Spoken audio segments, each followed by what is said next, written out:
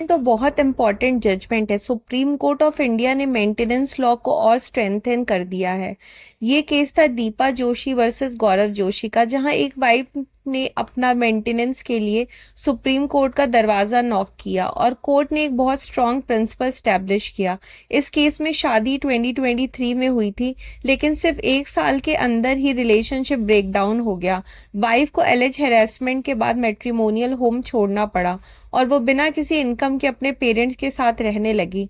उसने section 144 BNSS के under 50,000 per month maintenance claim किया। फैमिली कोर्ट ने सिर्फ 8,000 दिया। हाई कोर्ट ने थोड़ा इनहेंस करके 15,000 कर दिया, लेकिन वाइफ सेटिस्फाइड नहीं थी। अब सुप्रीम कोर्ट के सामने एक कोर इशू था, क्या हस्बैंड अपनी लोन EMIs और डिडक्शन दिखाकर मेंटेनेंस कम कर सकता है।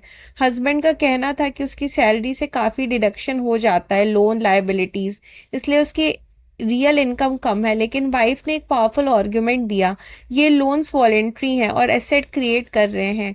और यहीं सुप्रीम कोर्ट ने एक लैंडमार्क ऑब्जर्वेशन दिया। कोर्ट ने कहा, लोन रीपेमेंट जो एसेट क्रिएट करते हैं वो कैपिटल इन्वेस्टमेंट है, उन्हें नेसेसरी एक्सपेंस नहीं माना जा सकता। और सबसे इम्पॉर्टेंट लाइन, मेंटेनेंस स्पाउस का प्राइमरी ड्यूटी है, इसे सबऑर्डिनेट नहीं किया जा सकता। कोर्ट ने क्लियरली बोला कि अगर हस्बैंड अपने पैसों से प्रॉपर्टी बना रहा है, EMI भर रहा है, तो वो उसके पर्सनल फाइनेंशियल डिसीजन है, लेकिन उसकी वजह से वो अपनी वाइफ को मेंटेनेंस देने से बच नहीं सकता। कोर्ट ने यह भी एम्फेसिस किया कि मेंटेनेंस का पर्पस सिर्फ सर्वाइवल नहीं है, बल्कि वाइफ को डिग्निटी के साथ जीने का अधिकार देना है, सेम स्टैंडर्ड मेंटेन करना है जो शादी के टाइम था।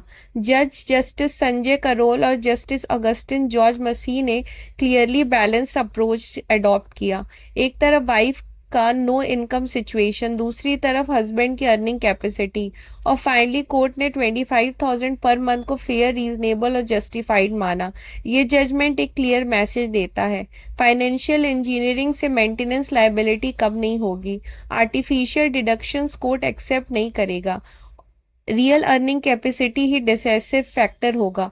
आज के टाइम में जब लोग EMI और लाइबिलिटीज का एक्सक्यूज दे के मेंटेनेंस अवॉइड करते हैं, ये जजमेंट एक स्ट्रॉन्ग प्रेसिडेंट है जो फैमिली कोर्ट्स को गाइड करेगा। सिंपल लैंग्वेज में समझें, अगर आप घर का लोन ले रहे हो, कार लोन ले रहे हो, तो आप इन्वेस्टमेंट कर रहे हो, लेकिन स्पाउस को मेंटेन करना वो आपकी लीगल ड्यूटी और सबसे पहले आती है। EMI से पहले जिम्मेदारी आती है और लॉ के नज़रिए से स्पाउस का मेंटेनेंस सबसे ऊपर है।